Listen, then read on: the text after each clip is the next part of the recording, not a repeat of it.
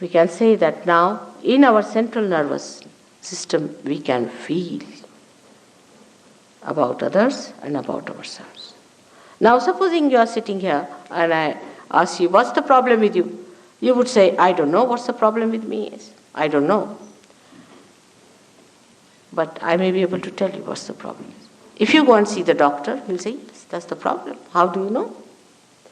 You don't have to go to any examination, for all pathological examination where all your teeth are taken out, eyes are taken out, and by the time you end up, they tell you, you are the healthiest man.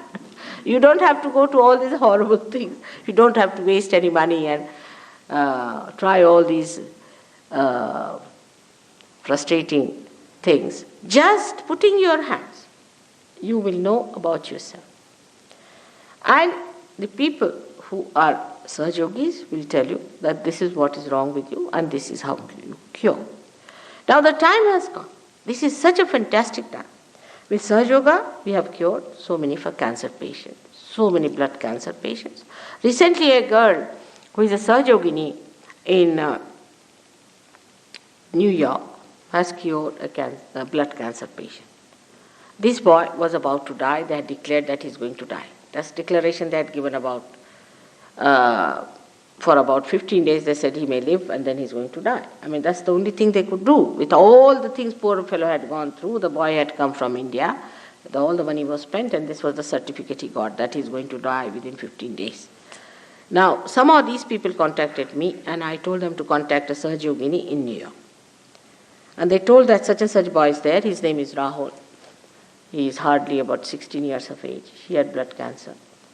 The boy not only got cured, he came down to London to see me and is back in his home. It sounds very fantastic that how can a person who is not a doctor, who has nothing to do with medicine, can cure. Beyond all these medicines, beyond all these things, is the subtle power, the divine power from where everything has come. If you somehow or other become the owner of that, or the person who knows how to handle it, you can cure anyone you want. It's not that I'm curing these days, my disciples are curing. I don't know how many people this Dr. Warren, who was a doctor, has cured through Sahaja Yoga, which is not a medical science. How many patients he himself has cured, he won't be able to count them. So, the whole system is going to change. Now, you are going to become the master of yourself, of your powers. And all these powers are going to be released from you. Now, when we say that there were gurus who could cure, there were gurus who could stop a growth of a horrible disease and things like that, we think it's not possible. We think it is an impossible thing. How can it be? How can we believe it? It's a cock and bull story. But you yourself, when you see manifesting it, you'll be amazed. Once I was traveling by a ship, and the captain of the ship, I gave him realization. And it so happened that one of the ship's staff got into the freezer, and he got choked up and he got pneumonia. Of course, I was in a position, I was traveling because my husband was the chairman of that company. So he would not ask me to go down. He thought it was too much to ask me. I said, all right, if you don't allow me to go down, you better go down to the spot where he is. Don't send any SOS to call a doctor or anything. You just go and put your hand on his chest for about 5 minutes. His pneumonia got cured completely. And this Captain Kuto could not believe it. He said, how could it be? I said, it is. That has happened to you. Now you have become that. Accept it. You must assume that power what has been given to you. As in Sanskrit language we say viraj. Assume it. You see, even if you have given a throne, if you don't know how to assume the power of the throne, to believe into it, then like a beggar boy, if you put him on the throne, he still sees people coming down, he puts his hand before, give me 5 rupees, give me 5 rupees. Unless and until you assume these powers, you are still uncertain, but you have got them. And this is the point which is very difficult with the Western mind, especially because they cannot believe that they can have these powers. They just can't believe it. You tell them, but they said, how can that be? But it is so. Now, for example, this instrument, if you take it to a village and tell them that this will carry your voices around, or if you take say, a television set and tell them that you can see all kinds of cinemas, or we can say a drama and play or music out of this, he's not going to believe. He'll say, this box, this looks like an ordinary wooden box. But when you plug in, it shows its power. In the same way, what you look at human beings as something very, very ordinary, mundane thing, for us we take it for granted ourselves. We don't know how glorified we are, how great we are, how God has created us with such difficulty, with such care, with such love, for a very special purpose, that He wants to bestow all His powers upon you. He wants you to enter into the kingdom of God and to enjoy His blessings, His love. It is something that we cannot believe. We are so frustrated, we are so disgusted with ourselves, with our societies, with everything. But it's not so. It's not so. It just has to happen. You are just to be plugged in to the mains, and it works, and it works. It has worked. It has worked with thousands, and it should work with you. But the absurd ideas people have, which is the conception they have, that you can pay for it. I mean, how can you pay for anything that is living? Have you ever paid anything for that is living? Like, have you paid anything for getting a fruit out of a flower? Can you pay to the flower, all right, I give you £1, give me a fruit. Will it work out? It's that absurd that you cannot pay for the living God. You cannot pay for the living experience, and you cannot pay for the evolutionary process. It is spontaneous. It is within ourselves. It works out. For we understand money so much that we can't understand that is free, though we have got so many things free. So many things we have got free. Still we don't understand the importance of free things, because we think whatever is free cannot be great. Actually, all great things have to be free, otherwise we won't exist. We won't live. If we didn't get air to breathe freely, we will not exist. If it happens sometimes in the aeroplane or someplace, you should see, then people realize the importance of those free things which we take it for granted. So, one has to understand the conception that we have about God, about achieving Him, about getting into ourselves, is also faulty. We think that supposing we stand on our heads, we'll get it. I mean, standing on our heads, if we can get God, then in all evolutionary process, they should have stood on their heads. Or we think that by running these races we'll get it, or by eating this kind of food or that kind of food, or by doing this or that, we'll get it, is wrong. But then you may ask that why all these people in religion said that thou shalt not commit this, thou shalt not do that. They said it because these are the things which are required for our sustenance, for our balancing as a human being. We lose our balance if we do not do these things. We have to have the balance. That's why it was said, don't do it. Human beings have a capacity to go to extremes. I mean, you tell them something. I've known people. You just tell them that to cure this particular center, you have to do this asana, or you have to do this kind of a thing. They will do it 100 times, 1,000 times in one day. I mean, I never asked them. I said, just once in a while you do it. Or once a week. They'll do it 100 times. We go to extremes. And that's why, to strike the balance, these people told us, don't do this, don't do that, don't do that. But then in our ego we say, why not? What's wrong? All right, go ahead. When you tell the children, don't smoke, why not? All my friends are smoking, I'll smoke. All right, go ahead. Smoke, get cancer, then you'll have a hole here, breathe through that. After some time this will go away, the nose will go away, and you will be moving like a machine looking at everyone. You can't talk, you cannot live like a normal person. Then one realizes that, oh God, I wish I had not smoked. But in Sahaja Yoga, we don't say don't smoke, because half of the people will buck off. We never say don't drink, never say anything don't.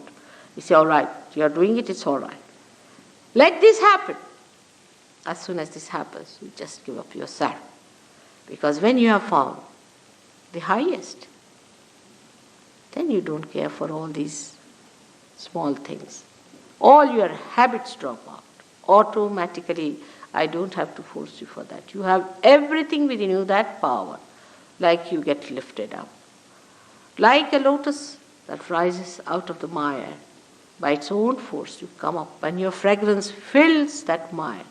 And you are amazed at yourself. First you are identified with that mire and you think that this is what it is, but it's not so. When it comes up, that lotus, it spreads its beautiful petals and the fragrance gives it that personality. It spreads all over, and that's what is going to happen to you. All of you are going to be that lotus which looks hidden, which is absolutely invisible within you, which is going to open out, and the fragrance of your divinity is going to spread. Now, today I cannot cover all the centers, because if I start covering all the centers, it will be a very lengthy thing. I have covered 3 centers, as you have seen: the Muladhara chakra, the Swadhisthana, and the Nabhi chakra.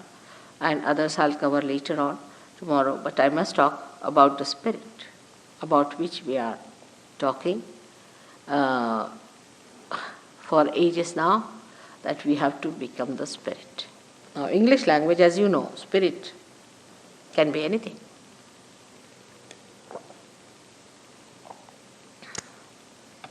It's a very ambiguous word.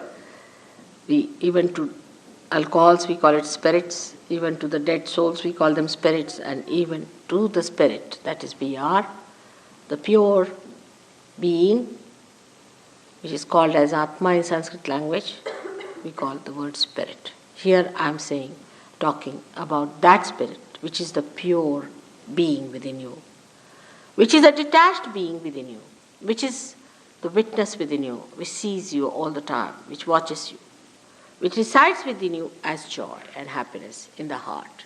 It resides in the heart. This spirit is not in our conscious mind, is not in our central nervous system, is not under our control. To give it an analogy, I say that the left side within us is like the brake, and the right side is like an accelerator in a car. Now, in the car, we are learning driving, sitting in the front seat, and there is the master watching at the back and seeing the whole play. Now, what you do is to go to the left, means sometimes you put the brake, sometimes you put the accelerator, make mistakes, and then you learn how to drive. That learning how to drive is the wisdom part of it, which comes to us through balancing our lives. Balance is the most important thing to begin with. But even if you don't have balance, I have seen in Sahaja Yoga very imbalanced people get into the balance. Now this balancing, left and right, or say of the brake and the accelerator, gives you a position where you can say, now you have mastered the driving. But still there is the master sitting at the back. Then you become the master. The master is the spirit within you. You become the spirit and you start watching yourself as a driver. The whole thing becomes like a play, like a drama. That you separate yourself and start seeing everything happening before your eyes. Everything happening just like a drama outside you. And you are not the part and parcel of it. So you enter into the area of your axis and the periphery loses its impact on you. You become a person who is silent, blissful, quiet, and sees the periphery, the movement of the periphery, but you are not in it. That's how you become the master. That's how you become the prophet. But Sahaja Yoga today has a power to make the prophets out of the men of God, and these prophets will have power to make others prophets. So says William Blake, the great poet of this country. And that's exactly what Sahaja Yoga is. He predicted it 100 years back, and today if you come to Sahaja Yoga, you will be amazed what you are. Whatever he has predicted about England being the Jerusalem of tomorrow, that tomorrow is today. This country of yours, England, which is so far, I don't know if people understand or aware of what this country is, which is the heart of the universe, which is the most important part of the universe, has to become the Jerusalem. For that, the Englishmen have to come out of their inertia to see what are their potentials, to rise up to that point, and that's going to work out. It's already working very well in London. Of course, we can't have too many people because plastics can be produced in the machines in thousands. But if you have to have something living, it takes time. But once it takes time, once it comes to its maturity, I'm sure this great country is going to assume that status of becoming Jerusalem, the place of worship, where people have to come to worship. It's very surprising. Things are happening with Sahaja Yoga. The flower daisy, which never had any fragrance, if you go and see now, is having fragrance. Most of the English flowers had no fragrance. They were known by that. Most of the flowers are now having tremendous fragrance. You can see for yourself. All these things are working by nature, are worked out, they are coming. What about human beings? Where are they? What are they doing? Where are they lost? This is a very sad thing. I came to London just by chance, I should say, or maybe that is prearranged. My husband got elected to this job and he had to come. And this agency of the UN is only placed here. It's in England.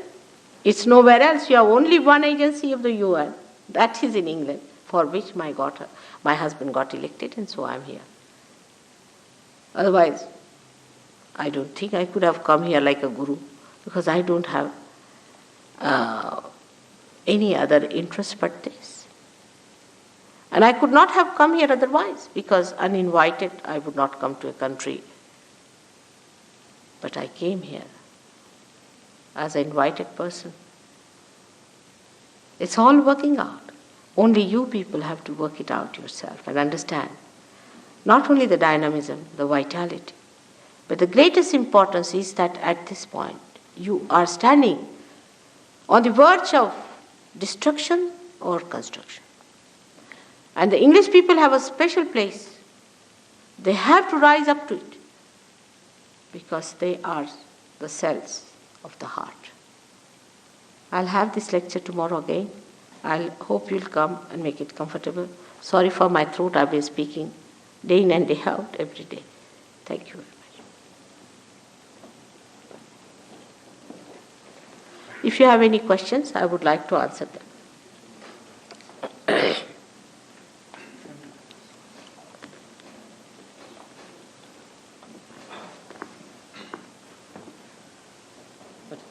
If you wanted to use that, it's available for you. Well, thank you. What am I using? Is it not? This is not, is it not? Yes, it is. It is. But this is additional, is it? Thank you.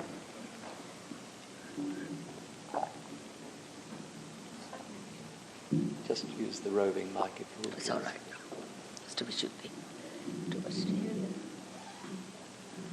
Can I have answers, questions from you, and then I'll answer?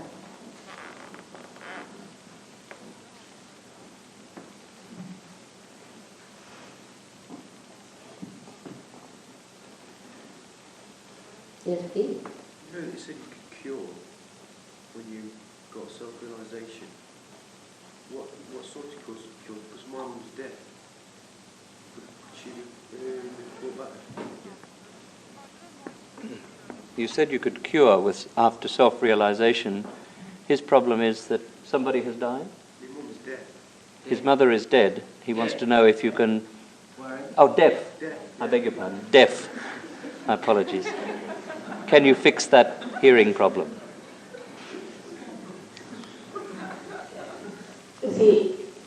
question is such that it makes you feel that I am a person here to cure everyone. You are sadly mistaken. It's a byproduct of awakening of the Kundalini, you get cured.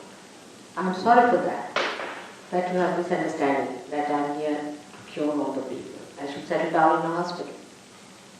The main thing is Kundalini has to be awakened to get you cured.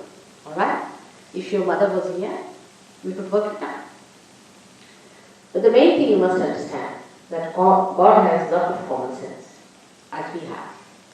And He is only interested in such lives as we are, which will work out His work. Those who are, say, very sick people, extremely sick, can get cured in a second. You will be amazed, I tell you. Our President of India, he went to America for his treatment and it failed. And he was going back to India. And I went to see him as Mrs. So-and-so. But the High Commissioner told him that I am so-and-so and he had heard my name in India. His wife said, why didn't you cure my husband? And he was just on his last. They had prepared everything for his last rites in India. I just put my hand on his back for 10 minutes. You won't believe. He had not slept for days together with pain. He said, my pain is relieved, go to sleep. When he got up, he was perfectly alright. He walked down, people had brought stretchers and things. He just walked down, they couldn't believe that. But this has happened because he is going to be used for the work of God. In our house, if you have lights, which are never going to give light, we don't bother about them. We sell them in the junk. In the same way, the divine doesn't cure people. All of them. It does. Many. Thousands. But some of the people who are very sick, it says, alright, you go through the second cycle, alright? Come back purified, rested, and then it works out. So not necessarily that everybody will be cured, not necessarily. But so many have got cured. And it has been. But that's not our main job is to give cures to people. No, it is to give realization to people. And as a byproduct, as you said, of course, if she gets realization, her deafness will go. Many people have cured their deafness. Not only deafness, but even bald-headed people have got hair. He had no hair on his head when he came to me. But I don't say that after realization and before realization is so tremendous that it's better to take photographs before realization and see yourself come sometimes after realization. People see they have got their photographs before realization and throw them away. It is different. But the main thing is not curing, it's the self-realization. That's the thing. And age has no problem. Yesterday, I think in Birmingham, we gave realization to somebody who was a very old man. So age has no consideration, health has no consideration, nothing of the kind. Everyone can get it and should try to get it. Alright? So if you can get her, we'll work it out. But I don't promise it. Alright? May God bless you. Of course, self-realization I promise. That I promise. If you have patience with yourself as I have with you, you have to have patience. Any other question, please? Yes.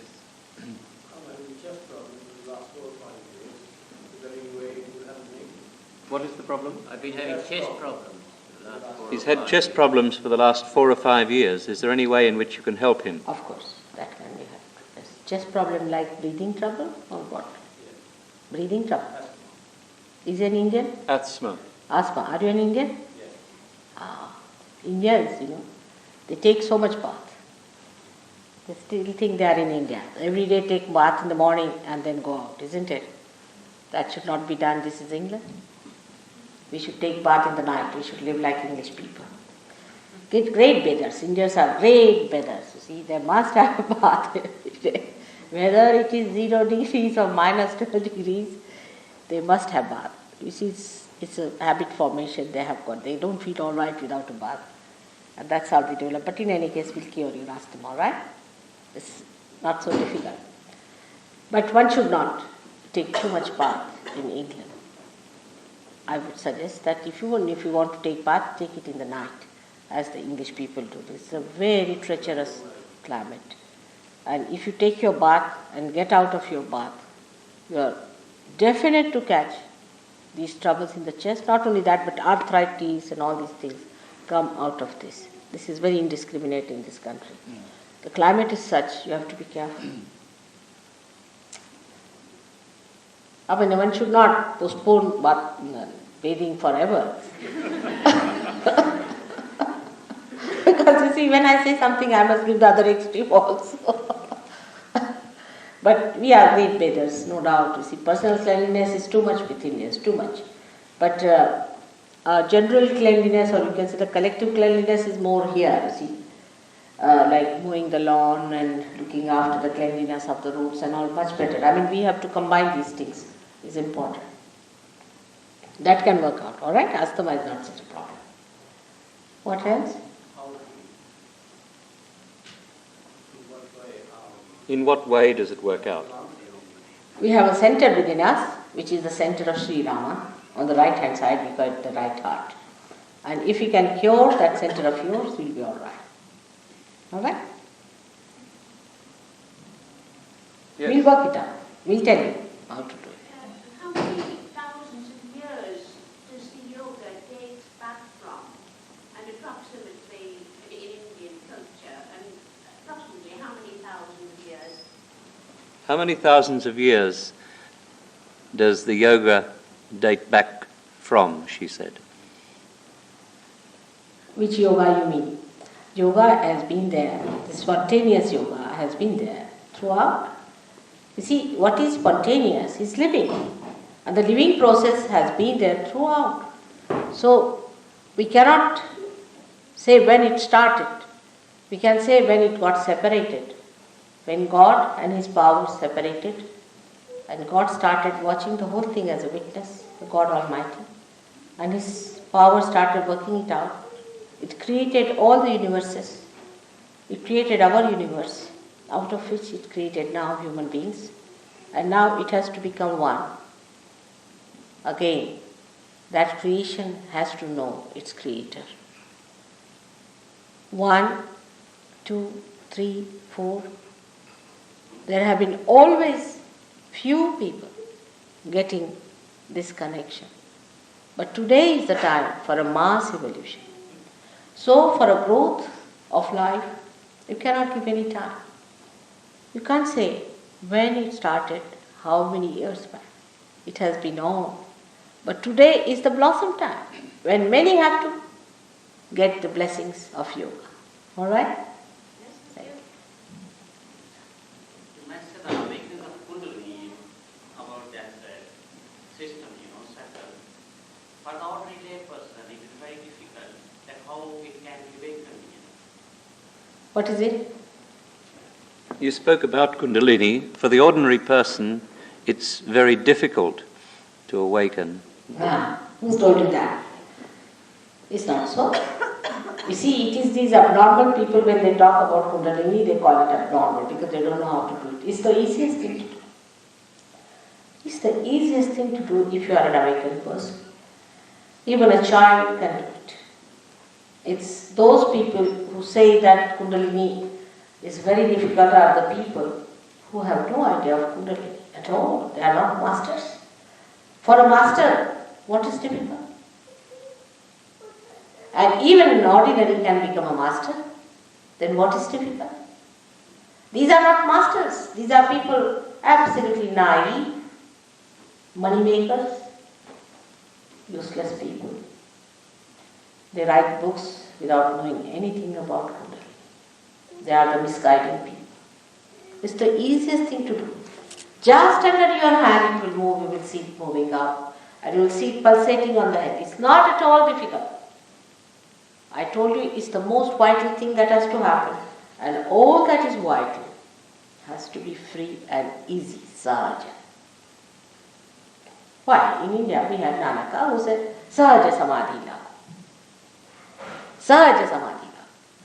Nobody said it is difficult. Kabira never said it. He said, Pacho, pachiso, pakada, bulau, ek hi dora bandhau. I'll get 25 people together and put them onto one thread. Those who had the authority always talk like that.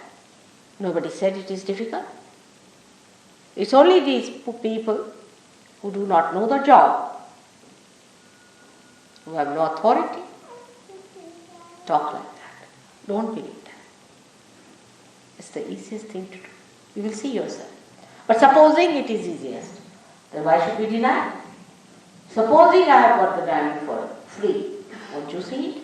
Won't you have it? Or are we going to feel, oh, it's very difficult, how can I do it? When I'm saying it is easy, you don't have to pay for it. Alright? But how do you think that? What's it? Without the purification of the body and without the purification of the mind, it can work, you know. No, that's correct. Sit down. Sit down. Alright, please sit down. I'll tell you. That's the method people try. It doesn't work out better. Say your car is something wrong with your car. Alright? Now, can you clean it from out sitting inside? Can you put it right? You have to get out of it. So the first the Kundalini rising has to be done. You see, people have confused it. Even in Hatha Yoga, where there are Ashtangas. First thing is Ishvara Pranidhana, first establishment of God. First you are to be connected with God. Even in Christianity you are to be baptized first. Of course it's an artificial one, forget it, but you are to be baptized.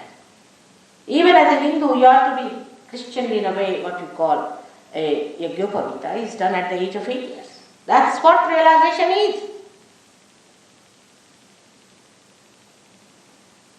Or Muhammad Sahib and all these people use Sunta, that's the same thing.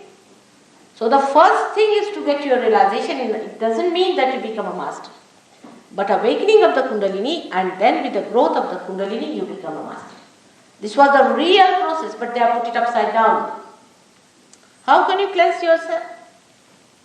Unless and until you get out of it. Supposing my sari is spoiled, I have to take out my sari and clean it, isn't it? And that's why it is difficult. That is it. It's a confusion they have created. And don't believe in all these stories.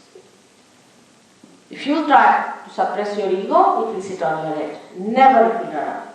If you try to suppress your superego, it will never help. But here automatically it happens, and how it happens I'll tell you tomorrow. By awakening these deities within yourself, these things are sucked in. Kundalini awakens, and last of all, if you want me to confess, there's something special about me that I can do it. Must be something.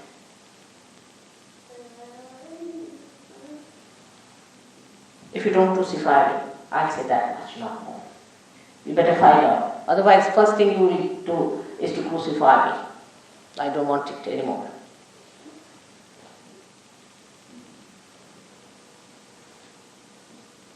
Alright? Thank you. May God bless you. Yes, my child. Mother, how can we help ourselves and help each other to open out our hearts and become more connected? It's not any surgery needed for that. In Sahaja Yoga we have techniques, divine techniques by we open our heart.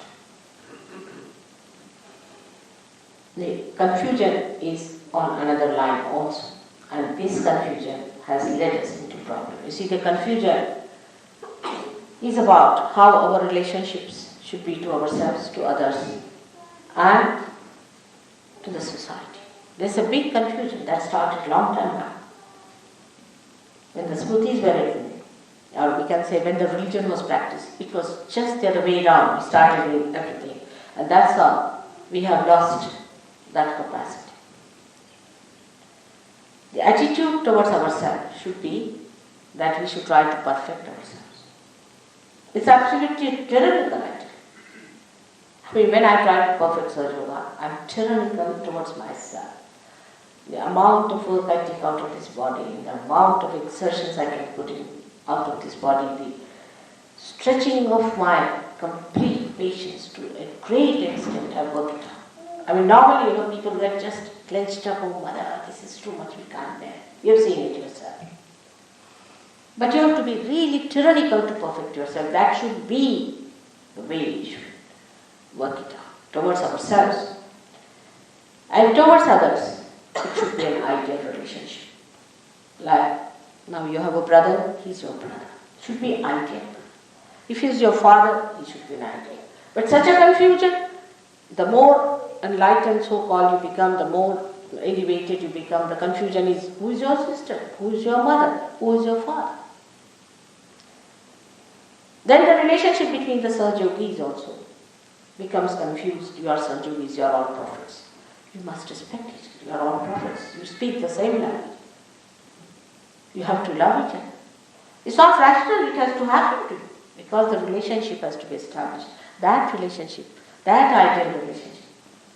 So many people now, you have known that, get angry with me, mother, you are too patient with the surgeries. But they are my children. I have to perfect myself. And my relationship with them should be ideal. I have to go to a great extent for cleaning them so that they come. So relationship with others should be ideal. Are you an ideal father? Are you an ideal mother? Are you an ideal sister and a brother? Are you an ideal citizen towards others? But the society has to be pragmatic. The society has to work it out pragmatically. And the pragmatic working out comes by changing. Supposing today, I would say that for India, we don't need vegetarianism. For England, we need vegetarianism. It's all pragmatic. The society has to be pragmatic. Here we are pragmatic about ourselves. Not about the society. We are pragmatic about ourselves. Everything works out. What's wrong? A woman who has children will run away with another man. What's wrong? Or a woman who has children can sell the country for the sake of her children. What's wrong? So this confusion within us creates this problem, and that's how we do not know how to open out ourselves. If we could get rid of our confusions, it could be all right. It can be done through surgery. All these confusions have been created by half-baked people, I will say. There's nothing wrong with the incarnations, with the prophets. Nothing wrong with it. They are perfect people. What is wrong with us? Our attitude. And if we can discriminately use our attitude towards ourselves, towards others, and towards the society, everything will is going to be good. Because of this confusion, our heart is closed. We are frightened of others. What is there to be frightened? Relationship is ideal. What can they do? Your relationship, as far as they are concerned, your relationship, your heart is ideal. Whatever they do is not the point. Whatever I do for them has to be ideal. I have to go on loving them. I have to go on admiring them, encouraging them, sustaining them, and giving them what I have to do as my relationship has to be. Say, for example, a source of water that is under the Mother Earth. Does it think what kind of a tree it is? What sort of things it is doing? It just gives its source, its water. In the same way. Because you are the source. So the relationship has to be ideal. These confusions have worked out, and rationally we have accepted all these confusions. And this has led us into this kind of a trap that our hearts are closed.